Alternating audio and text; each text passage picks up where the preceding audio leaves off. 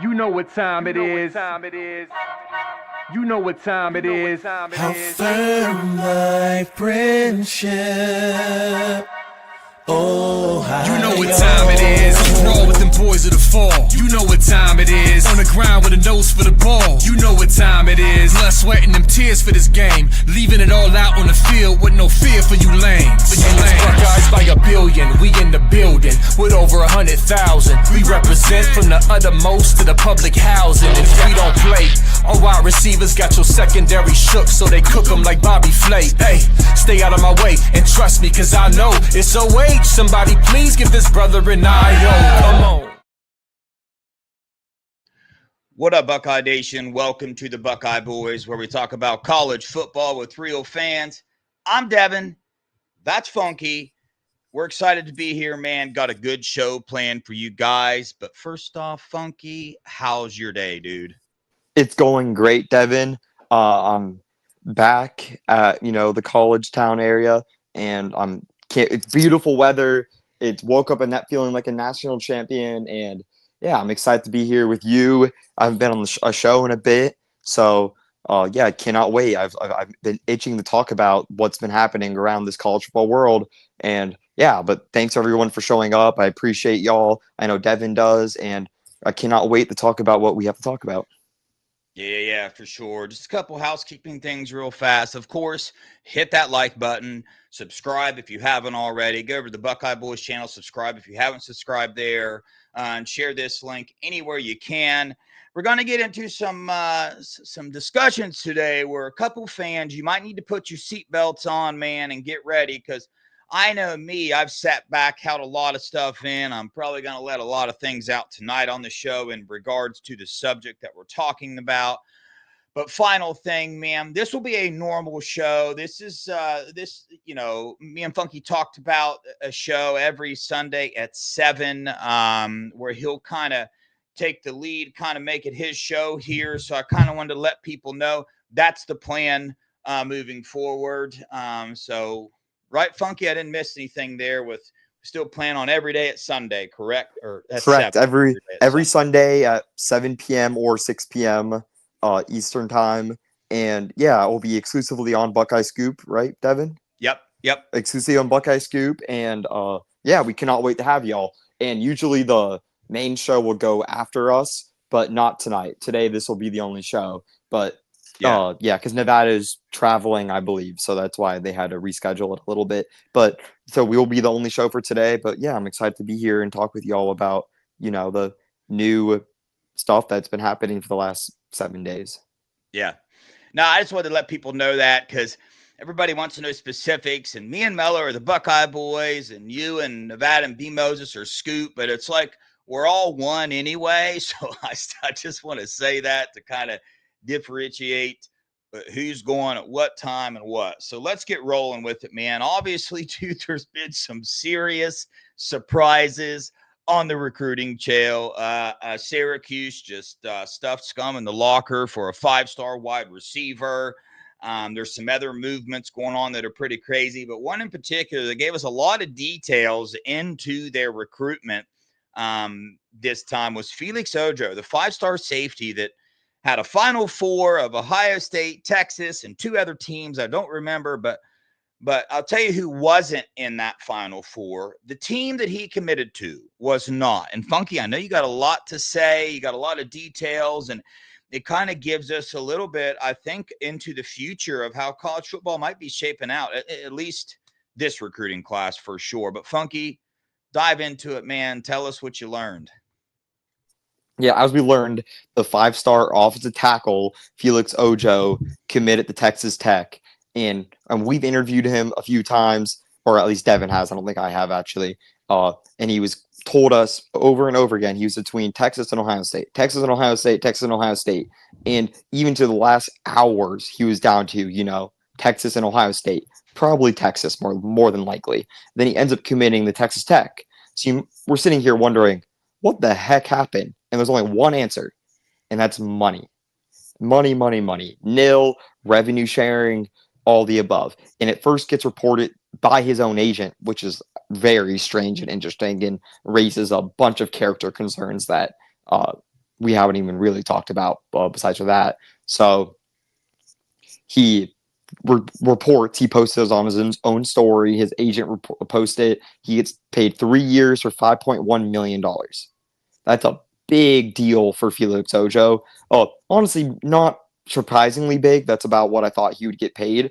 And I assumed that Texas or Ohio State, lessened his package or didn't give him, the whole 100 yards after his pathetic rivals performance, to say the least, because, I mean, he was frankly embarrassed there. I know it's not pads, and I know we shouldn't put too much value into it, but at the end of the day, that was one of the biggest camps of the year, and he was frankly got embarrassed at it. So I'm sure Ohio State or Texas didn't feel as confident with their, putting the whole 100 yards into it like Texas Tech was. But then it gets released that in the contract, it's not a guaranteed $5.1 million. It's if you play good, we'll pay you $5.1 million. If you play good and it's the Wild Wild West, it's $5.1 million. But that's all monopoly money. That's not real money. That's the equivalent of me going to Devin and being like, I'll pay you $2 million if this video gets 2 million views. Like, Yeah.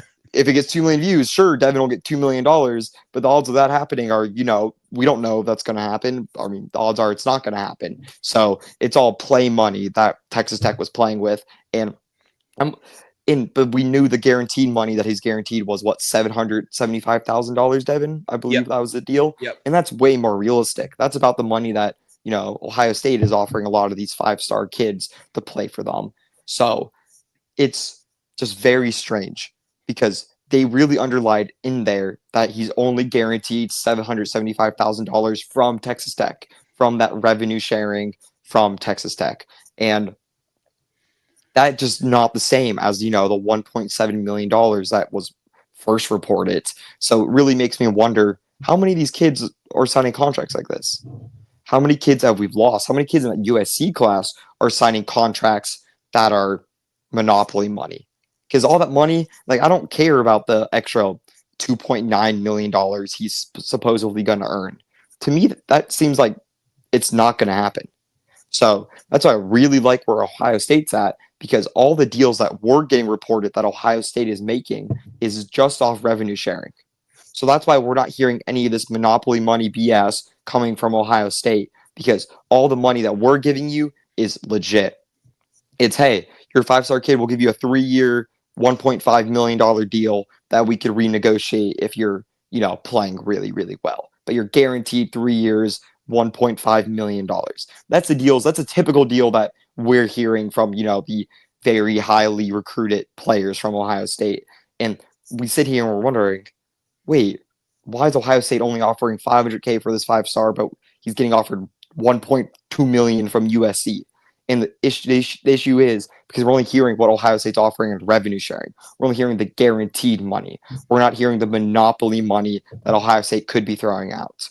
We know the Columbus area. Everyone knows the Columbus area. If Ohio State doesn't lack money, that's not an issue. If we want to throw monopoly money around, guess what? We can throw monopoly money around like these other teams and go, yeah, we'll give you a 3-year, $3 million deal. But the issue is we actually would want to pay them that money. These other teams, USC or Syracuse, Michigan, Texas, they're probably going to dump these kids if they're not playing good. If these 5-stars a bust, if he turns out to be he can't play, he ain't getting his money. Felix Ojo, if Felix Ojo is not a day 1 starter and day 2 all Big 12, then he ain't getting his money. If he's not an All-American by his sophomore or junior year, he's not getting paid $5.1 million.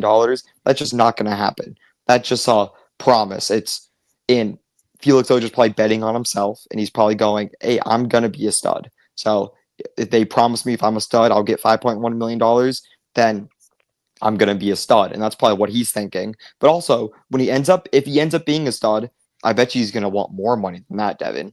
I bet you he's going to be like, whoa, That's 5.1 is the base. That's the issue. So the thing is, there's no contract where the player has to play, but there's also no contract where the school has to pay you, besides for the revenue sharing part. So only part we should be looking at is what players are getting guaranteed from the revenue sharing part. And that's why Ohio State's losing kids, because kids are getting promised all this money and it's going to end up being monopoly money, and they're never, ever going to get it. So those are my 2 cents on what really has happened and what Felix Ojo's commitment and really the publicity behind it really showed us. So, yeah, but I'm curious what your thoughts are, Devin, on this whole thing.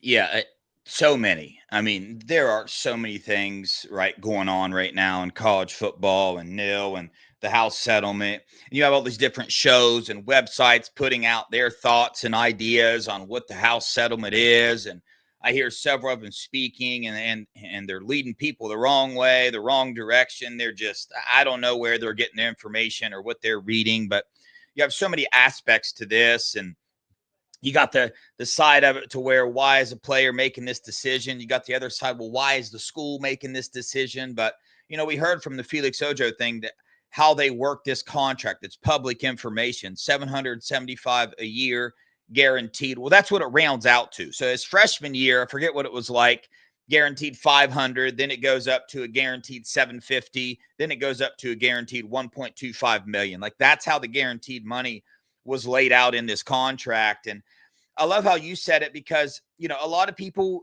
I've heard shows keep using the word cap. That's incorrect. There's only a cap on the revenue sharing, right? $20.5 million per school.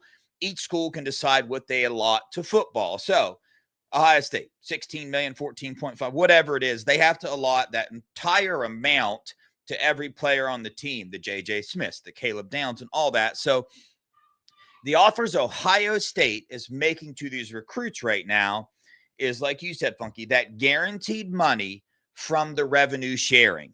They're not having any nil deals. They brought all their the Buckeye Foundation, whatever it is, in-house, that once the player gets here, they'll connect him with businesses. They'll be making more money through that. But Ohio State's not offering that because they don't know what's really going to happen. They don't know how the player is going to play out. Like, there's several different reasons why they're not doing that. They want to wait and see kind of how this plays out when the player gets here and what they're going to do. These other schools, man, Texas Tech is kind of doing it. They're giving them a certain amount, but offering the rest of this overhead just in case this house settlement in the clearinghouse doesn't pass, in case it gets beat in court and it turns into the wild, wild west, like you said, Funky. Then he can do that. Now, I'm not going to sit here and act like, and now I do have my thoughts on kids that choose the bag over other schools. I have my thoughts. I'm not going to share those thoughts, but and for sake of what I'm about to say, I'll say that there's a certain style of player that Ohio State goes for, and it's not the bag chasers. It's not the players that want as much money as they can possibly get. I'm not saying that's bad or good for sake of what I'm saying here. I'm just saying that does not fit Ohio State's style of the type of player, the culture, the brotherhood. Ohio State doesn't want that. They don't want to be anywhere near it. So, I mean, you have, right, that aspect of this thing. And, dude, I just completely lost where I was going with this. I'm going to be honest with you. That's really bad, dude. I have so many things I want to say that I lost where I was going. Do you think you know where I was going with that? I think I have an idea where you're going, and you're talking about players. Like, we're not going after these bag chasers, because the thing is with these bag chasers, Devin, the second you give them the money, let's say we bag chase for, let's say, Calvin Russell, and we give him 3 years, $3 million contract. We shake on it, deal. We're paying this 5-star $1 million a year. He decides to go to Ohio State. What happens if he has a J.J. Smith year one? What, is he going to just sit there and be like, okay, nope, we agreed on a deal, and you're gonna pay me $1 million next year, and it's all good? No, that's not what's going to happen, Devin. They're going to come back to you and they're going to be like, you're going to pay me $2 million, or I'm not playing. Like a Nico situation. Nico signed one of the biggest NIL deals in history, and his team sat out to get more money. Because once a bag chaser, always a bag chaser, Devin. You're like, those kids all of a sudden ain't going to change for a deal that is half agreed on. Like we said, it's not guaranteed for the players, just like the players not guaranteeing university. There's no player union. There's no real contracts. It's really all fake money. That's the reality. Actually, I'm not even sure about that anymore. If it's a revenue sharing, then there's an argument to be made that it's real money. But the money that was being thrown around and that is being thrown around is monopoly money. Like that money isn't Yeah. guaranteed for anyone, and that's Yeah. also for the player. The player can just opt out of it. The player doesn't have to play. There's no requirement. The player is not going to lose his check if he doesn't play, but the university could just not pay him. I mean, JJ Smith could transfer right now. If you know, or obviously not right now, but he could transfer next season if he wanted to. Yeah. There's nothing stopping him from that. There's no. It's not like an NFL player where you're binded by a contract to play for a team. You can't do that. So Ohio State chases these players that aren't playing for that big deal because they know if they play really, really well, those guys are just going to want more money, create more team like toxic, or be more toxic and leave. That's why this year Ohio State had whatever, like 0 players leave in the transfer portal that are meaningful, 0 in the spring portal, and a few in the fall portal that were backups that would not have started this year. So we lost really 0 guys from the transfer portal. Like no other colleges in America could say that really. Everyone else lost someone meaningful, someone who was a projected starter or one of the above. So from these good teams, obviously, some of these bad teams, no one wants your players, Michigan. So, but yeah. And that's what I was going to say, man. You brought it up. If you get a player because you are paying them the most money, what happens when more money comes available? What happens when another team offers them more money, right? Like, I mean, it just is what it is. They're going to go to that player. And, this directly relates to right now, specifically defensive line recruiting, Ohio State, Larry Johnson, Matt Patricia. I'm about to give my 2 cents on this real fast. Number one, right?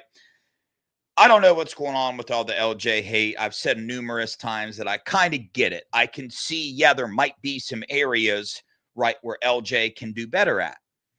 But not very many areas is the truth of the matter, right? So you see a lot of people out there thanking Matt Patricia when we sign somebody, and they'd never say Larry Johnson. It's super surprising because these are like people I've listened to in the past, and it blows my mind that they say that. And let me tell you my sources on why I know this to be true. My sources are the players and the families, right?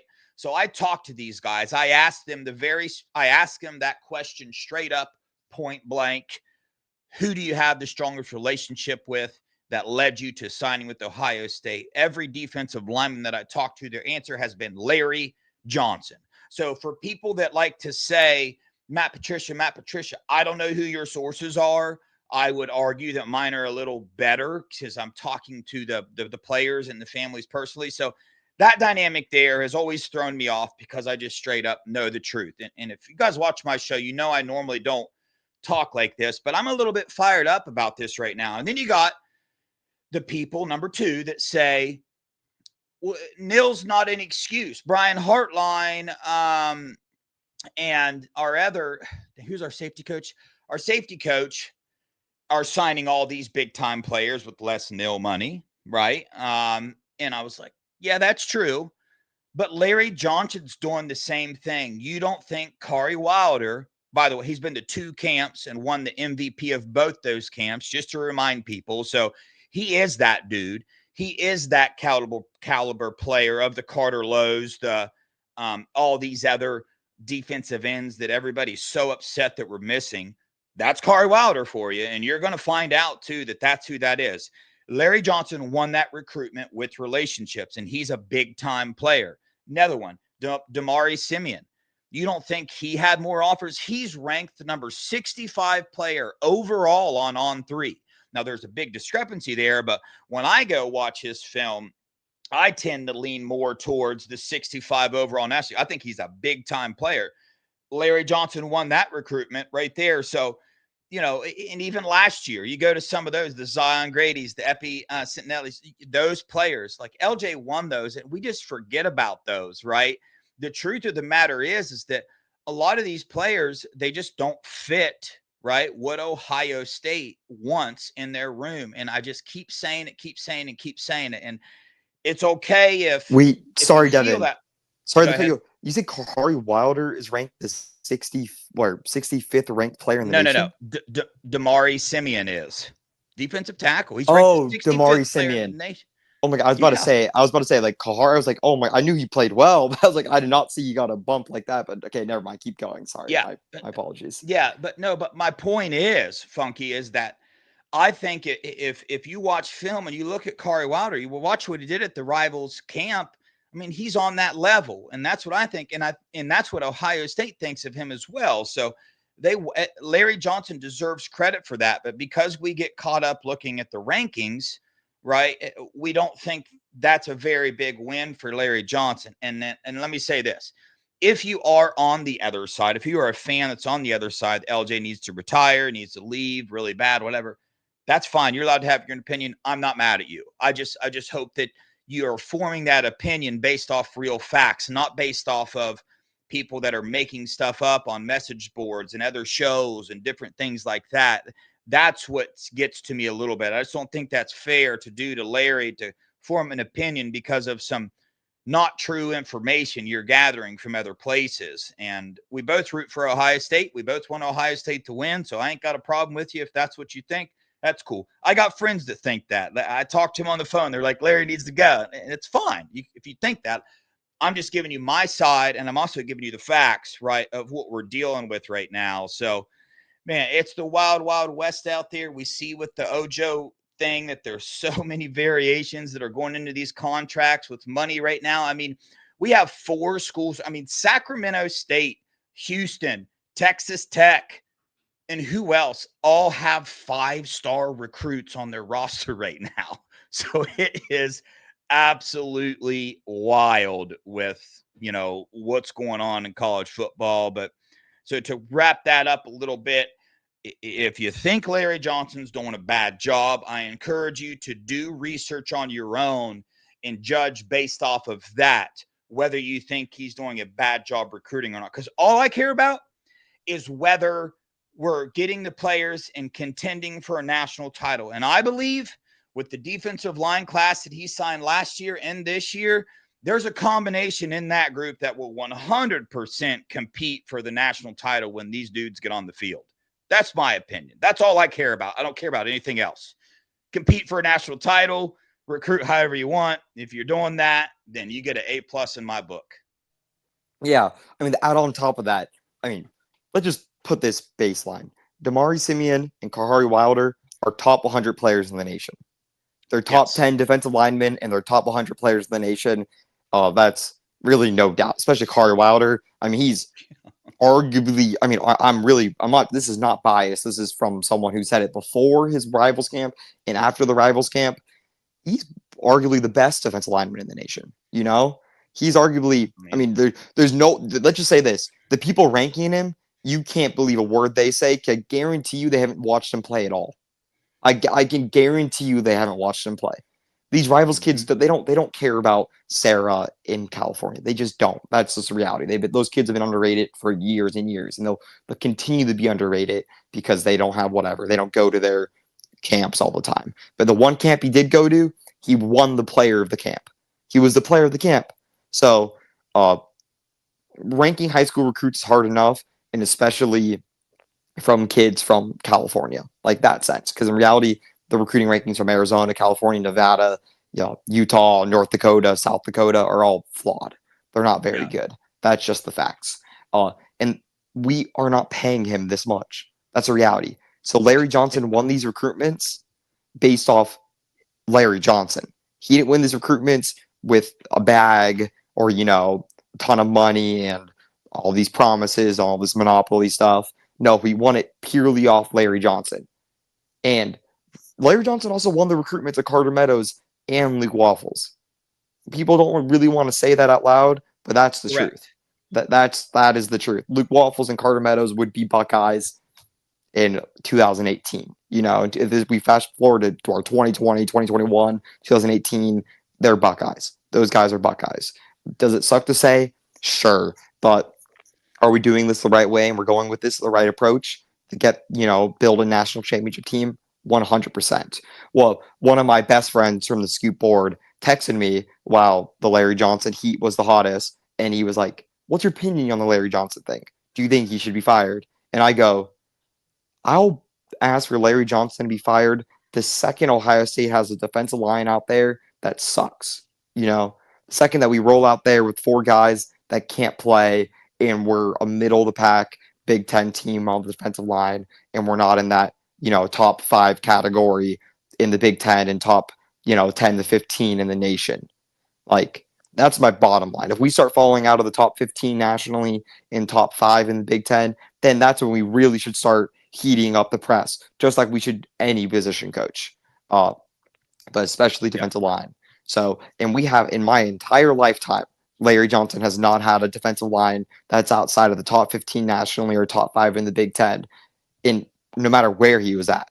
From Penn State to Ohio State, he's never had that. He's been top 5 nationally most times and top 2 in the Big Ten most years. So he's been extremely, extremely legit. And this year we're looking at a really great defensive line as well with, Bo Atkinson, Caden McDonald, Edric Houston, who's going to be an All-American this year, bookmark that, and KJ or Caden Curry or Logan George or those are the main guys that are going to be part of the rotation this year. And we're looking great. We're looking good. And people are like, oh, what about 2027? Man, I don't give a single crap about 2027. Not one. Like, have we not learned anything? Well, I know y'all have, because you guys are good listeners in the show. Y'all are smarter fans than the average fan. But I don't care about what we're looking at for 2027. I have trouble, looking at 2026. I know I'm really high on what 2026, but it's even that I kind of pity myself with, because I'm like, you got to be smarter than that part. You got to be smarter than that, Funky. You can't be really looking at what's a year down the road. So much stuff can change. So I'm really happy with what Larry Johnson's doing, and I really can't blame anyone for recruiting right now. All I can blame them for is what their room looks like right now. And if I go through the positions, the quarterback room, great. Running back room, great. Wide receiver room, great. Offensive line, great. Defensive line, great. Secondary, great. So I'm a very happy man, and the Buckeyes are going to be up there for winning another natty this year, Devin. Could it happen? If Julian Sayin is as advertised and he's, one of the best quarterbacks in college football, which he very well could be, then the Buckeyes are national title favorites.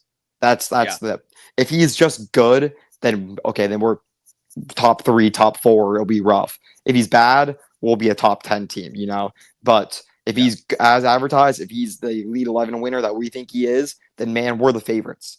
So that's why I'm excited about this season. That's why I'm not going to be sitting here calling for position coaches to be fired when they've been nothing but successful at Ohio State. We just had 4 defensive linemen drafted. 4. That's ridiculous. That does not happen. And then Edric Houston's going to be a first-round pick. I would bet. Hold up. The people will say, 2 of the ones that got drafted were 5-star defensive end. That's why we have to get 5-star defensive ends. I just want to throw that in there for you. But and even that argument's ridiculous, because it's like there's so many 5-stars who don't get drafted. It happens all the time. Tyleek rated. Oh, that too. that too. Ty and Tyleek were underrated. We talk about what was Mason Graham and Kenneth Grant rated. They're low. They got rejected from Ohio State, and they end up being some of the best defensive tackles I've ever seen in my life. More so Mason Graham, but Kenneth Grant was the 13th pick at defensive tackle. That doesn't happen. I hate giving Michigan any credit, but I got to give credit where credit is due. Defensive tackles do not get drafted that high. And Kenneth Grant, their second defensive tackle, who got rejected from Ohio State, was a 13th pick in the NFL draft. So, I have trouble looking at recruiting rankings. It just pains me, because in reality, Ohio State and these bigger teams are usually right more than they're wrong with these lower star kids. And people are like, well, actually, only 20% of the 3-star kids at Ohio State end up starting. That's a really good hit rate. 20% for 3-star kids starting. That's a really great hit rate for 3 stars. Because only 50% of your class ends up even, not transferring, for God's sakes. So having a 20% hit rate on 3 stars, that's pretty dang good. And we got some big kids. The IMG kid, Brinkle and Simeon are going to be stars. JJ Perez is I mean, I remember this. I remember when JJ Perez committed to Florida, and I thought Devin was gonna cry on the phone with me about him going to Florida. So I know we were Bro, excited about him, JJ going to Florida or going to Ohio State. But yeah, hey, I normally don't go all out on players like that, but he's one I'm all in on. Like I'm putting some of my name on that one. I think the dude's going to be a starter here at Ohio State, and again, a long way to go. Just if I get it right, doesn't mean I'm some special person. There's a lot of unknown in there. You got to have a little bit of luck with that. But right now, definitely after talking to him, my feelings for JJ Perez have even skyrocketed after that. But yeah, man, I mean, 350 pounds. I'll take that, yeah, Devin. Yeah, with that feat. I mean, you yeah, said it all, man. The only reason I share my passion with you guys that are listening is because I promise you, I used to be that way. When we missed Carter Meadows and all those, I used to be the fan that flipped out and that would have posted, "Get LJ the heck out of here." I used to be that dude, but by gaining knowledge, gaining information, and learning a little bit more about the process, a little more about football, I've got a better understanding of how much that doesn't really, I mean, that's not a factor like we think. These star rankings aren't a factor as we think. It's not like it's not like every player in this 26 class is going to be our starting roster. It's a combination of three classes that come together. Do you have the players uh, with three classes combined to field a football team? Go look at Ohio State's recruiting classes, man. They probably got 5 stars in every single position group. You know what I mean? Like it's just that's the way it is. But yeah. Plus the portal kids, Devin. If there's a hole, we're I gonna know. fill it in the portal every year, and we have 6 opportunities to do that every single year. We could, uh, yeah, we could do it in the first portal, second portal for 3 straight years to build a class. And guess what? We're gonna do that. We use the portal better than anyone. Think about it this year. We grabbed our starting left tackle and our best defensive end in the portal this year. I mean, Bo Atkinson, I don't think y'all realize how good of a get that is. I really, really, truly Yeah. don't think so. People don't realize it because we are getting a guy who we first of all over Georgia. We got him over Georgia. So we got him over the best other team in the nation. If I'm gonna give respect to someone else or another team, it's gonna be Georgia. Georgia's about the Yeah. only damn team that a recruit can commit to, and I'm like, okay, valid, makes sense. Go to Georgia. They'll take care of you Yeah. well. But besides that, absolutely no other team. We got him over Georgia, and Bo Atkinson plays the defensive end slash 3 tech role. He can play in the interior on the edge. And that's what we Yeah. need this year because we're going to the one area where our defensive line might struggle is versus the run. That was my biggest question mark going into this year is how's our defensive line going to do versus the run? And now Yeah. we got Bo Atkinson, who's a great run stopper. We got Logan George, who is the best run stopper in the FCS. I know it's FCS, so how he may develop to the FBS is a big question mark, and that's understandable. But he's going to be here for multiple years, and he's a tackle machine. He gets to the Yeah. backfield. He had some absurd amount of tackles for loss. I forgot the stat right now, but it was something absurd. I saw it. I was Yeah. like, oh my God, it was over one a game. I'll tell you that. And then you look at Bo Atkinson, and we're like, wow, we really filled our needs. And we got our starting left tackle for God's sakes. We had a big hole at tackle. We need to get a tackle this year, really. Oh, we didn't need to, but if we want to be a national title contender, it would help, especially with Julian saying. And we did. We went out there and we got him. Ethan, who will be a top 100 pick in the NFL draft, maybe even better than that if he has a great year, which we're expecting him to. And he's been having an amazing camp. He's a sharpie end starter for the year, and that doesn't usually happen in Ohio State. And but that's what you want from portal players. You want sharpie end starters. You don't want any of this penciled, or you don't want some other BS. You want sharpie end starters, and that's what we're getting. We're filling our biggest needs with the portal, and we'll continue to do so. So, do we have some talent gap at defensive line compared to these other schools? I've been seeing stuff like, oh, we've only had 3 top 100 defensive ends in the last 5 classes or whatever the heck. Do we have some talent gap? Maybe. I mean, just maybe in the years to come, but we can fill that in the portal every single year. If Bo Atkinson went back to high school, he would be a high 4-star kid. He'd be a top 100 recruit in the whole entire nation. So, but he wasn't. He was a 3-star kid who went to North Carolina. Kids like that are going to happen all the time. And that's why as fans, we got to be smarter than that. And we got to just take it season by season. Literally season by season. And we just got to make sure that we're recruiting at a good enough level, top, at least, you got to be in the top 7. That's my line. You got to be in the top 7 every year, and preferably in the top 4, top 3 in most seasons. And that's what Ohio State's been doing for my entire lifetime. So, Hey, and Funky, keep going. I gotta ask you this question, man. You're a little younger than me. I mean, we're pretty close, like generationally speaking, but I think you're so. I just got to get your opinion, man. If you're a recruit today's day and age, and you hear the way, right, that our beat and some of our fans talk about Larry Johnson, is that going to put a thought in your mind at all? I mean, do you think that? What's your thoughts on that? About with the way that some people talk about him, doesn't help. Social media matters. Social media matters. It does. It matters. It affects how players and parents think about coaches. Think about the crazy stuff people were saying about Ryan Day. That mattered. It matters. Like the lunatics. I mean, there's a reason why we didn't get Albert Hill, and it wasn't fully because of money. It was because he's experienced the fan base firsthand. He's experienced it. And a lot of kids don't want to play for that. And that's just the reality. So when you have a bunch of people calling for Larry Johnson, someone put in the comments, so shout out to you. I read the comment, but it was like 10-time defensive lineman of the year in the Big Ten, like 30 first-round draft picks. It was something absurd. Sorry. He was posting Larry Johnson's stats in the comments, and it was like, just absurd. There's no other defensive line coach or coach, period, who had the stats that Larry Johnson has. If people call him for be fired, like, you're crazy. Like, you're crazy. Like, go to bed.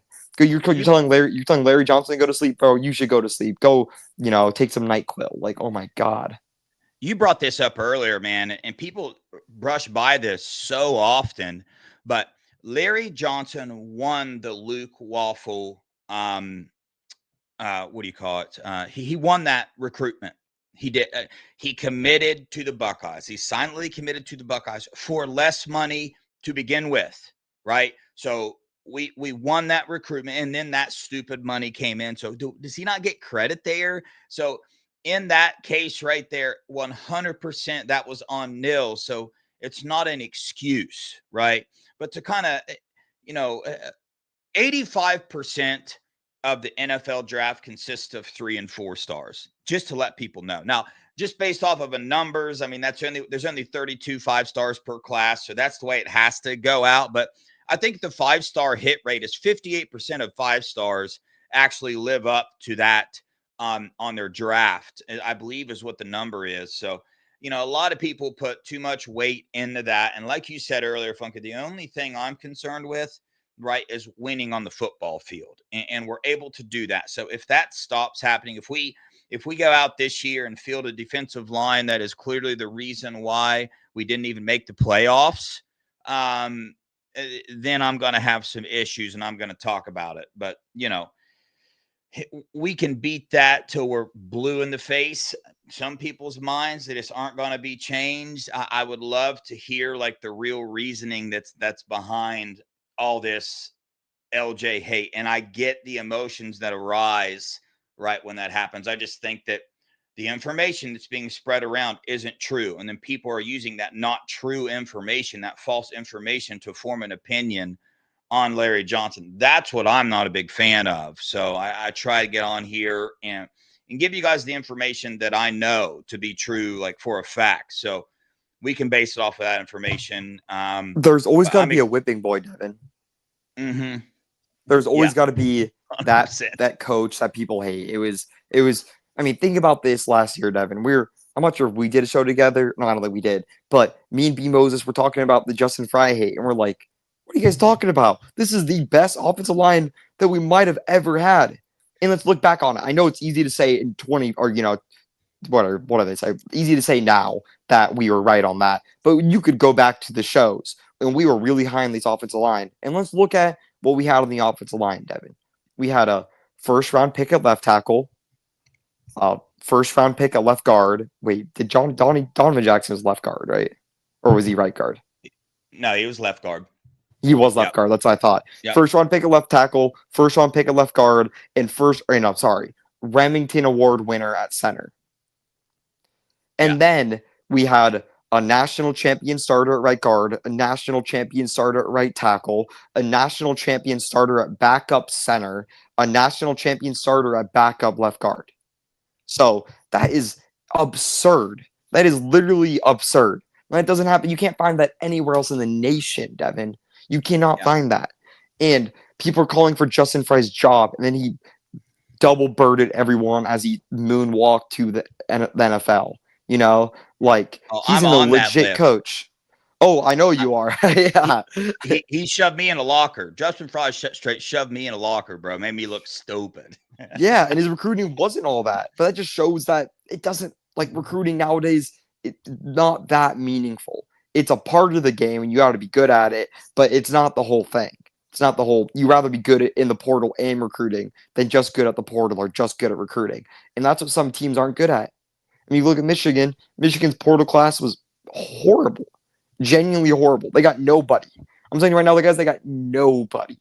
No, they got wide receivers who got kicked off their team. They got a bunch of scrubs. So, I mean, no one who'd started at Ohio State, I'll tell you that. So their recruiting class could be good or whatever. And like Texas Tech's got a great portal class, but they're recruiting at a really poor level. I know it's got Felix Ojo, but in general, they're recruiting at a very, very poor level. So it's a very good mix that you have to be, and the best teams in the nation are going to be good at the portal and recruiting, and they're not gonna miss, because like all the greats have said in the past, it's not about who you hit, it's about who you miss on. And throwing this monopoly money at these kids who could be misses are where the big misses are going to come from. Yeah. Now, I mean, I am of the belief, I think Ryan Day should bring in a younger defensive line coach like he's done. He's got one there, but bring in a little more like he did the offensive line to help LJ out in today's recruiting world. Like, I believe that. But I trust that. I trust that Ryan Day will make that decision when it's going to happen. But just out of curiosity, chat, right? I need to know.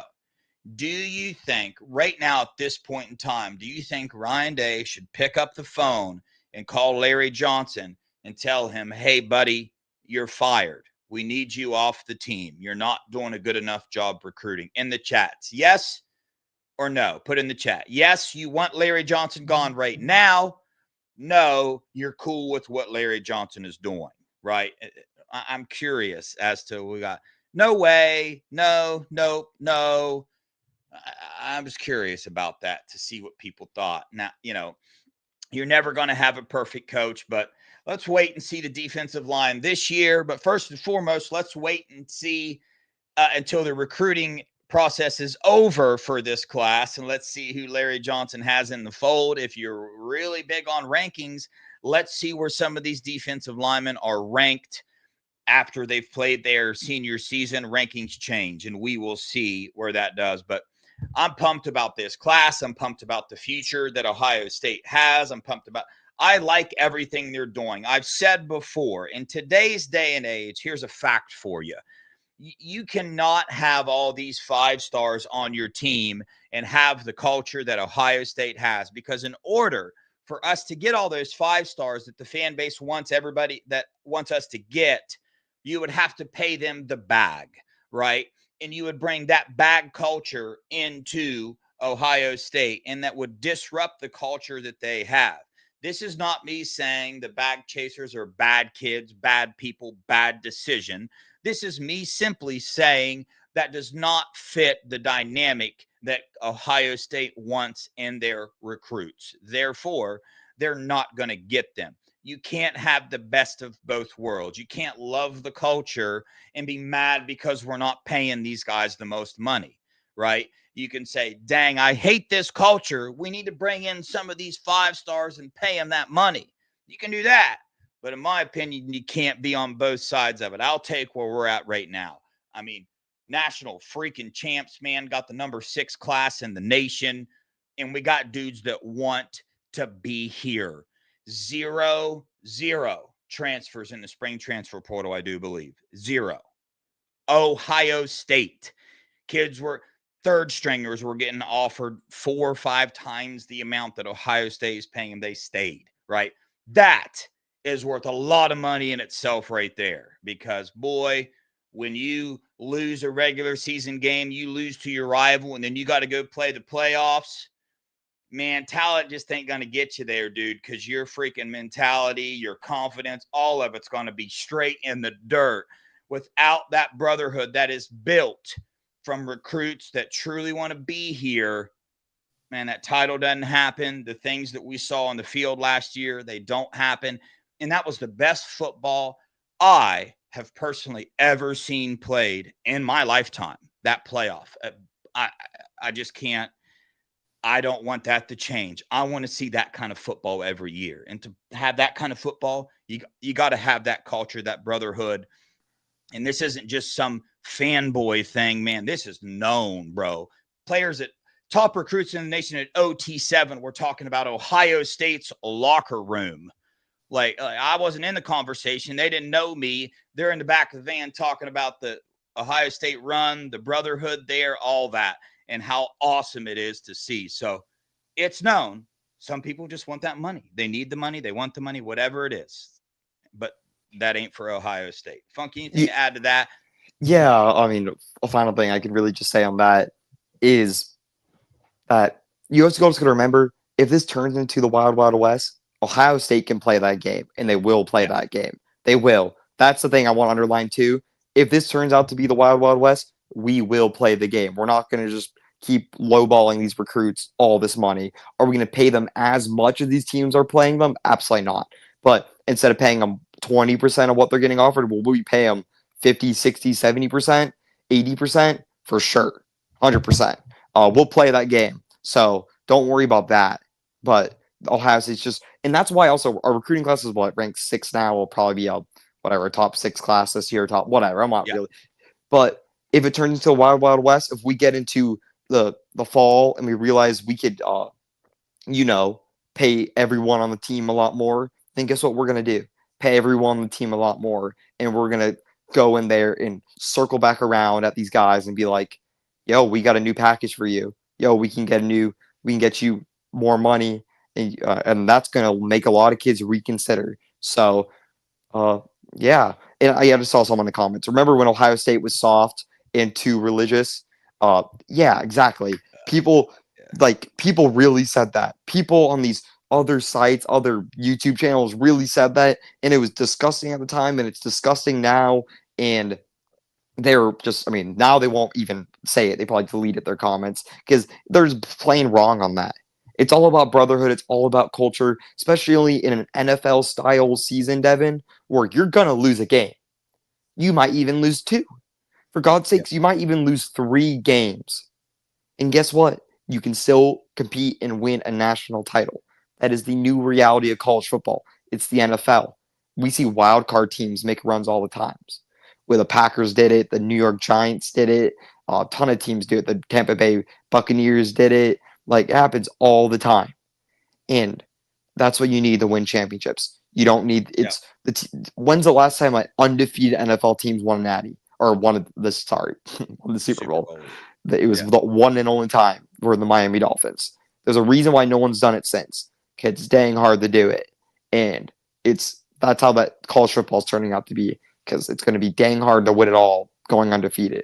And you need players that, kind of learn how to lose, because learning how to lose is a skill, Devin, and it's a skill that everyone needs to have, because it's not about, we know it firsthand right now, it's not about how bad someone punches you to the ground, how bad you're on the ground. It's about how you get up, it's how you respond to this controversy. It's about how all that stuff. So it's just a good life lesson, and that's what we have at Ohio State, and we're not giving that up for the 30th ranked, not even a 5-star. By the way, Carter Meadows is not even ranked like a 5-star in the composite. So all that freak out. I'm not trying to crap on Carter. I'm sure he's a great player. But just people are freaking out, and who knows how good he's going to be. No one has any idea, Devin. Like, genuinely, he's for all we know, he might never. We have a bunch of guys on our team that are top 100 recruits that will literally haven't sniffed the field in 3 years.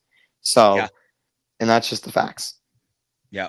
No, 100%, man. There's so many, I mean, avenues to talk about in this. Everybody's going to have all their own opinions. Just make sure you form your opinion based off of the truth. But and just keep rooting for the Buckeyes, man. We're gonna have a great season this year. Funky, let's do a quick update on KJ Ford. It's in the title. Update on D-line recruiting. So let's give it to him. So because it's in the title, move to these super chats. Get on up out of here. I will just say that I was told right on the official visit, KJ Ford told a recruit that this is where he wants to go. He wants to be at Ohio State. Then I was told by somebody else close to the Duncanville program that confirmed what I knew. He wanted to be at Ohio State, but I'll give you a but here. Luke Waffle wanted to be at Ohio State too. So, Funky, I know you have a little more on the other side that I'm not too familiar with. Let us know. What's the update? Yeah, the update is Ohio State offered KJ Ford a bag enough to put him in our top 3 and really top 2. Right now, it's us in Florida for KJ Ford, and Ohio State's offer right now is competitive. And I want to underline that saying right now, because we learned one thing from recruitment: these deals change within 24 hours, 48 hours, a lot. So right now, we're very competitive with Florida in our NIL package for KJ Ford. But you just got to remember, our NIL right now, I really believe that we're going to have a similar NIL package. But you got to remember, we just got into this kid's recruitment. We're very new to his recruitment. And sometimes, guess what, guys? I know it's hard to believe this, but Ohio State can lose a kid for not NIL reasons. And that's a fact that we kind of have to get used to, that we haven't really said recently, because it's not been as true recently. But for this recruitment, it's very well something that could be true. We recruited Landon Barnes over KJ Ford. KJ Ford, we just jumped in his recruitment very recently, while Florida's been recruiting him for years, Devin. So could we win this recruitment? Absolutely. Do we need a little bit of a late push to win it from whatever end, from the recruitment end, from the NIL package end? Sure, absolutely. But we are new to this recruitment, and because KJ Ford's a little smaller than what we usually would want to recruit. So it's just a few things that are going against us, but also a lot that is going for us. That we have LJ, and we just won the Natty, and the fact that he had a great time on his visit, and he was hanging out with, the superstar on Ohio State who, saying some pretty promising things about him becoming a Buckeye. So Yeah. a lot of things to balance out, and KJ does not have long arms. That is untrue. If someone said that, Landon Barnes is a little bit longer than he is. So I'm sure he's pretty long, but not. He's a want. He's not. This kid's really want it, but he was behind Landon Barnes and Kari Wilder and Luke Waffles and Carter Meadows. Yeah. That's just a fact. So this is a true recruitment, and I think KJ is really balancing his options, and I think there's a reason why that a lot of people don't really have a great idea where he's going right now. People said he was a lock to Bama, and then he released a top 3, and Bama's not even in it. So does a top 3 really matter? I have no idea. Genuinely no idea, because it's us, Texas A&M, and Florida, and I've been here in Florida or Ohio State, so we'll see. But I can tell you right now, Ohio State's definitely putting in a lot of foots forward in this recruitment. Yeah. One more positive thing. Again, I told you I spoke to somebody close to his high school program. They know his family. They know his support group as well. They, at one point, as of a couple days ago, were pushing for that Ohio State, wanting him to be at Ohio State. And that's normally a good sign. But, man, we know how it is, dude. I promise you this. Florida's going to offer him more. It's just what's going to happen, man. So we'll see where that picks. Funky just said, he's not that high up on the board for Ohio State to feel the need to go all in, all out on him, to be honest with you. So, but we'll see what happens. The JB Shabazz commitments coming up as well. But let's get to these super chats. I'll have some more updates on the JB Shabazz offensive tackle from North Carolina tomorrow. Mickey, thank you so much for the $9.99. Facts, Monopoly money. Yeah. Yes, it definitely is. I'm so curious to see. There's a couple teams that we know we doubt are going to be paying all the money that they are promising. Thank you, Joe, for the $5. Barnes said LJ was the GOAT.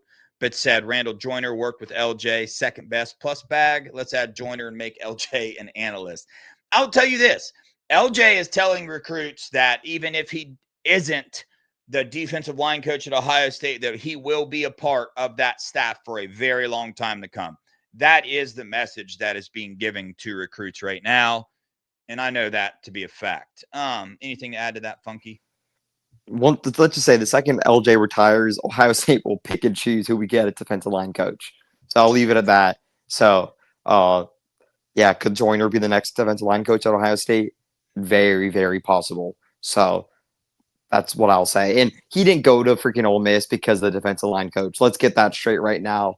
That is just untrue. That was a bag and a half. So that was no relationships there. I don't want to hear that. So yeah, I know he has to say it because he said LJ is the GOAT, which is true. LJ is the greatest defensive line coach in my lifetime. I can't speak before that, but he's the greatest one I've ever heard of. So yeah, I'll leave it at that. Joe, thanks for the $2. Wilder, 100% stud. Need 2 defensive ends, Ford, Portal, Flip. All that combined. There's also another senior season to be played out. New offers potentially going out. Flip. There's something is going to happen with this house settlement in the courts to make a decision that could change a lot of things. But yes, Ohio State is not going to stop just because to us fans it looks like their board is empty. This is the Ohio State University. They have a plan in place. They'll get it figured out. They know more than we do. They know more than anybody that has a YouTube show that says they have. We got a lot of sources here between Buckeye Boys and Scoop, and I promise you that coaching staff knows more than we do. So they got a plan in place. We're going to be okay. They're not going to turn over and just keep taking L's if they think they have to have a W. If they want Caleb Downs, they'll get freaking Caleb Downs. If they want J.J. Smith, they'll make it happen. If they know they got to have somebody, they want to have somebody, you best believe Ohio State can make it happen. So they're not going to sit back and just keep taking L's if there was a chance or a reasoning that they should have won or that they need to win, they'll find a way to freaking win, dude. They did it on the football field. They do it off the football field too. But Funky, that's all I got, man. Any final words, anything to add to anything I just said? Oh, I'm excited to be back on the show, and I thank everyone who's watching. Very exciting time to be an Ohio State fan, and cannot wait to be doing the show with you, Devin, every single week. And I'll be here on shows throughout the week, but obviously I'm pretty busy with bunch of other stuff, and I know Devin is as well, but I can guarantee y'all I'll be online every single Sunday just like I was before. And yeah, B Moses in Nevada will be back on tomorrow for their daily shows. And yeah, thanks for joining us today. Very appreciate it. And the support means a lot, so I appreciate everyone who watches, and I cannot wait to watch Zone 6 this year, Devin, and the wide receivers really ball out. Oh yeah, for sure. Going to have a couple of those wide receivers on the Buckeye Boys show here coming up. Brandon Ennis, maybe J.J. Smith. We don't know yet. We'll let you know. But a little update. I'll be here Monday for a show. But Tuesday, Wednesday, Thursday, and Friday, I will be at the beach with my family that came up from Ohio. So I'll be with them. Mello is going to be carrying the lead while I'm gone, Funky. So maybe you guys do a show together. We'll see how that rolls. But the plan is to still come on. It'll be Mello. I do not think I will be here. But yeah, as Funky said, appreciate the support, man. Been some rough times, but we stick to what we do here. Let's talk about football, man. Talk about recruit with you guys, family, friends that we've created here. So we appreciate your guys' support so much, man. Don't forget, hit that like button. It really helps us. Subscribe to both channels if you haven't done that already. And we appreciate you guys so much, man. But Panama City, Sue.